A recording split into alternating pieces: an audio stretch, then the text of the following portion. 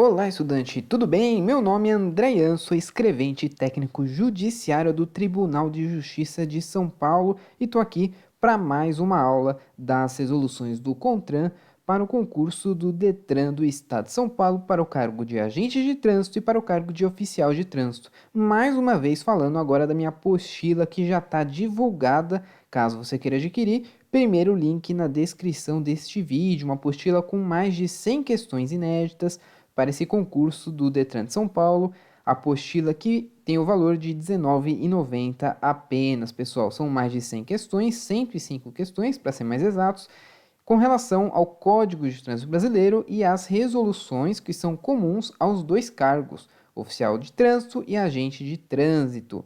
Então, caso você queira adquirir, o formato da apostila é PDF, formato digital, primeiro link na descrição do vídeo.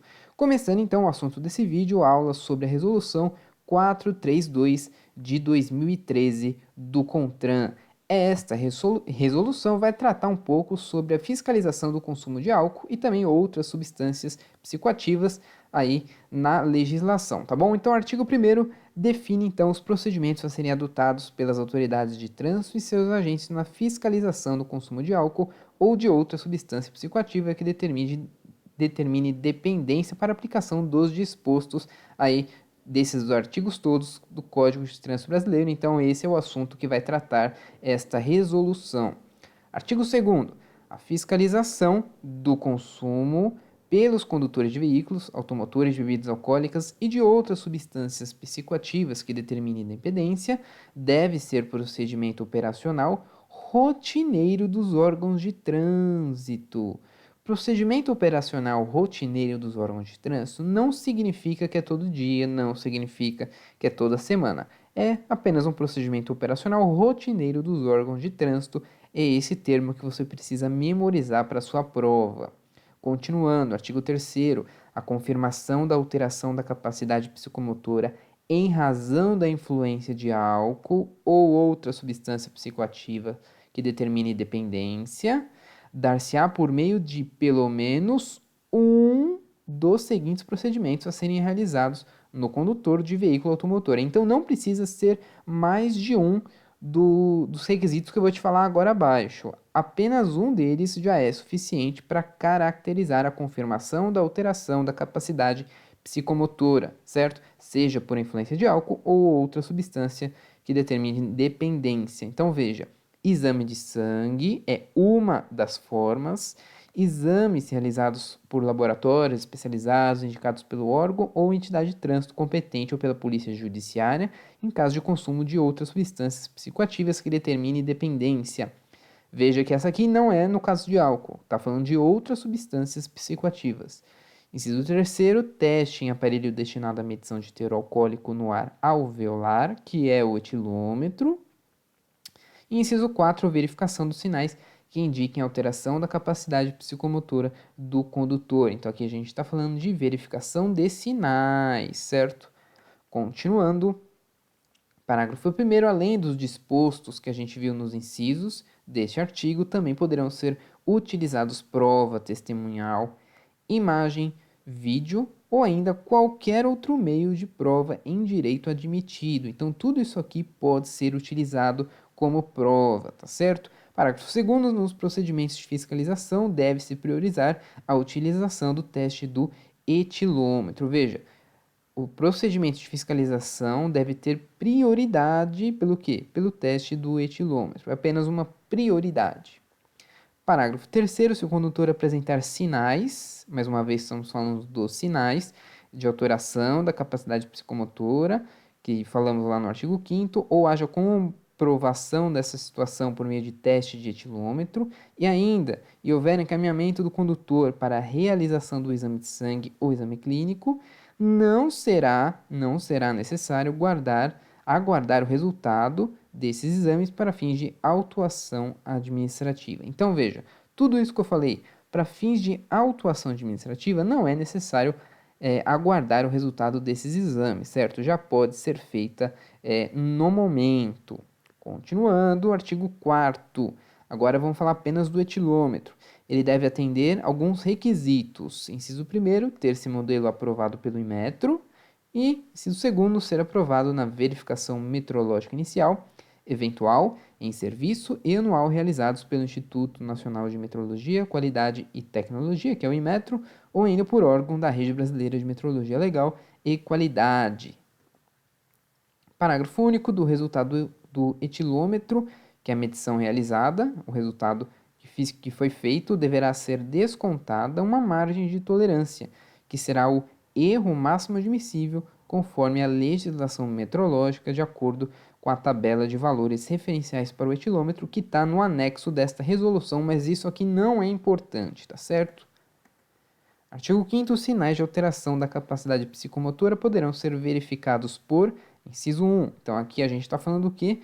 Alteração da capacidade psicomotora dos sinais. Os sinais, inciso 1, pode ser verificado por exame clínico com laudo conclusivo e firmado por médico perito ou por constatação de quem? Do agente da autoridade de trânsito, dos sinais de alteração dessa capacidade psicomotora nos termos do anexo 2. Parágrafo 1º, para confirmação da alteração da capacidade psicomotora pelo agente da autoridade de trânsito, então, com relação ao inciso 2, deverá ser considerado não somente um sinal aqui nesse caso, mas sim um conjunto de sinais que comprovem a situação do condutor. Isso aqui é importante, não é apenas um sinal que confirma a alteração da capacidade psicomotora pelo agente da autoridade de trânsito, tá certo? Que é o que a gente viu no inciso 2 aqui do artigo 5º aqui em cima. Parágrafo 2º, os sinais de alteração da capacidade psicomotora, de que trata o inciso 2 de novo, deverão ser descritos no auto da infração. Então, o agente ele tem que descrever quais são esses sinais. Ou ainda, em termo específico, que contém as informações mínimas indicadas também no anexo 2 dessa resolução, o qual deverá acompanhar o ato de infração. Artigo 6º, a infração prevista lá no artigo 165 do Código de Trânsito Brasileiro será caracterizada por, então aqui está regulamentando o artigo 165 do Código de Trânsito Brasileiro, volta lá e vê o que ele está falando. Então, vai ser caracterizada pelo quê? Exame de sangue que apresente qualquer concentração de álcool por litro de sangue. Inciso 2, o teste de etilômetro com medição realizada igual ou superior a 0,05 mg de álcool por litro de ar alveolar expirado, 0,05 mg por litro, descontado o erro máximo admissível que a gente já falou. E ainda, inciso 3, sinais de alteração da capacidade psicomotora obtidos na forma que a gente viu do artigo 5º. Parágrafo único, serão aplicadas as penalidades e medidas administrativas previstas, de novo no artigo 165 do CTB, ao condutor que recusar a se submeter a qualquer um dos procedimentos previstos no artigo 3º, sem prejuízo ainda da incidência do crime previsto em outro artigo aqui do CTB, que aí é que trata do crime, certo? Caso o condutor apresente sinais de alteração da capacidade psicomotora. Artigo 7º aqui sim fala do crime mais uma vez. O crime previsto também lá no 306 do CTB será caracterizado por qualquer dos procedimentos abaixo. Então aqui ele regulamenta o artigo 306 do CTB. Tudo isso cai na prova para os dois cargos, agente e oficial de trânsito. Atenção! Inciso 1, exame de sangue que apresente resultado igual ou superior a 6 decigramas de álcool por litro de sangue. Inciso 2, o teste do etilômetro com medição realizada igual ou superior a 0,34 mg de álcool por litro de ar alveolar expirado, descontado de novo o erro máximo admissível lá na tabela. Inciso 3, exames realizados por laboratórios especializados, indicados pelo órgão ou entidade de trânsito competente ou pela polícia judiciária, em caso de consumo de outras substâncias. Então aqui estamos falando das outras substâncias, como já vimos. E mais uma vez, inciso 4 é a mesma coisa, os sinais de alteração da capacidade psicomotora obtidos lá, como a gente viu na forma do artigo 5º. Parágrafo 1º, a ocorrência do crime de que trata o CAPT, então esse crime lá do CTB, não elide a aplicação do disposto do artigo 165 do CTB. É o que então, pessoal? Então aqui a gente está falando de ocorrência administrativa no 165, e aqui em cima, no caso de crime, a gente está falando o quê? De crime. Então, o fato de haver crime não elide, ou seja, não impede a aplicação também do disposto do artigo 165, da medida administrativa, certo? Parágrafo 2º, configurado o crime de que estamos falando aqui, o condutor e testemunha, se houver, serão acompanhados à polícia judiciária, devendo ser acompanhados dos elementos probatórios. Então, se ocorreu o crime, o condutor e também as testemunhas do local, se houverem, claro, serão encaminhados lá para a polícia civil, que é a polícia judiciária, certo? Devendo ser acompanhados dos elementos que provam tal crime. Artigo 8º, além das exigências estabelecidas em regulamentação específica, o auto de infração lavrado em decorrência da infração prevista no 65, que é a parte administrativa, deverá conter o quê? No caso de encaminhamento do condutor para exame de sangue, exame clínico ou exame laboratório especializado, e também a referência a esse procedimento. No caso do artigo 5º, sinais de alteração da capacidade psicomotora de que trata o anexo 2, que a gente já falou. Inciso 3º, no caso de teste de etilômetro, a marca, o modelo, a série do aparelho, enfim, todas as características do aparelho, certo? O valor considerado e o limite regulamentado. Inciso 4, também, conforme o caso, a identificação das testemunhas, se houver fotos, vídeos ou outro meio de prova complementar, se houve recusa do condutor e também outras informações disponíveis. Tudo que houve, então, lá no local que ocorreu no auto de infração, tá certo? Tudo deverá acompanhar aí o que ocorrer. Parágrafo 1º, os documentos gerados, olha só, e o resultado dos exames de que trata o inciso 1 deverão ser anexados ao auto de infração. Então, tudo tem que estar no auto de infração. Parágrafo 2º, no caso de teste de etilômetro, para preenchimento do campo valor considerado no auto da infração, deve-se observar as margens de erros admissíveis, que é o que a gente já falou todas as vezes. Sempre deve ser considerado a margem de erro no caso do preenchimento já do campo, certo? Então, a gente tem que verificar isso aí. Tem que descontar esse erro e preencher com o valor líquido, digamos, entre aspas. Artigo 9º, o veículo será retido até a apresentação do condutor habilitado, que também será submetido à fiscalização. Então, o veículo, nesses casos, será retido também até a apresentação de um outro condutor habilitado, que também vai ser submetido a uma fiscalização. Parágrafo único, caso não se apresente o condutor habilitado ou a agente verifique que ele não está em condições de dirigir, o veículo será recolhido ao depósito do órgão ou entidade responsável pela fiscalização mediante recibo. Isso aqui é importante, pode cair em prova. Olha só, ele vai acontecer o que com o veículo se não vier nenhum condutor habilitado ou ainda que venha se este não tiver em condições de dirigir? Vai acontecer o que com o veículo? Com o veículo, hein?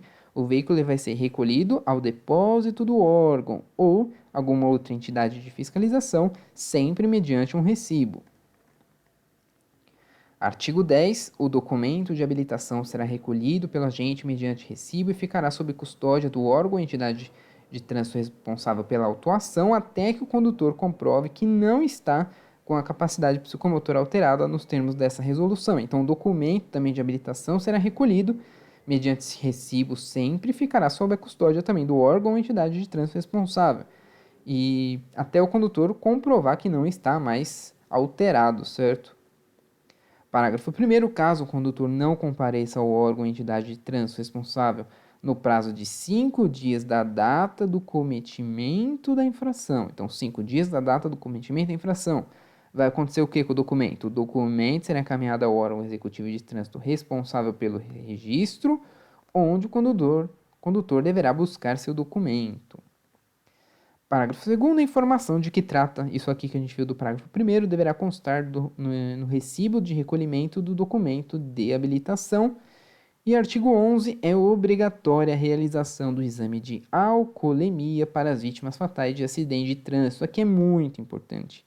Esse artigo 11 está lá no finalzinho e com certeza ele pode cair. Então anota aí, é obrigatória a realização de exame de alcoolemia para quem? Para as vítimas fatais, pessoal. As vítimas fatais sempre passarão por esse exame de alcoolemia para ver se ela bebeu ou não, certo? De acidentes de trânsito.